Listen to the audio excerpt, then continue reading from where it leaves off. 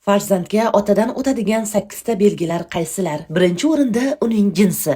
Bolaning o'g'il yoki qiz bo'lishi otaga bog'liq. Otadagi Y xromosoma bolaning jinsini belgilaydi. Shuni biling. Farzandning o'g'il yoki qiz tug'ilishida muammo ayolda emas. Ota qaysi xromosomani bera olsa, o'sha jinsdagi farzand tug'iladi. Ikkinchi, bu bo'y. Otaning qanday bo'yga egaligi genetik jihatdan asosiy rol o'ynaydi. Chunki bolaga bo'y berish salohiyati otadan o'tadi.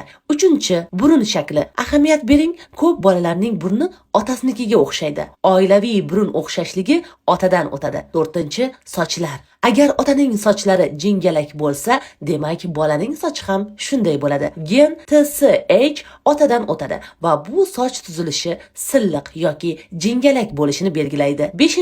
Jismoniy kuch. Agar siz tabiatan kuchli mushaklarga ega bo'lsangiz, bu otangizni sizga irsiy sovg'asi. 6. Sog'lom yurak. Agar yurak qon tomir kasalligiga moyillik bo'lsa, bu otadan meros bo'ladi. Bunga gendagi protein E javobgar. Otangiz sog'lom turmush tarziga amal qilgan bo'lsa, bu ijobiy gen sizda aks etadi. 7. Bu sizni xarakteringiz, yetakchilik, o'ziga ishonch va hatto hazilkashlik otadan o'tadi. 8. Ovoz ohangi. Agar ovozingiz o'tkir bo'lsa, bu otangizni geniga bog'liq. Masalan, P2 orqali bolaga ovoz yo'qonligi yoki aksi o'tadi. Sizga otangizdan qaysi xislatlar o'tganligini kommentariyada yozib qoldiring.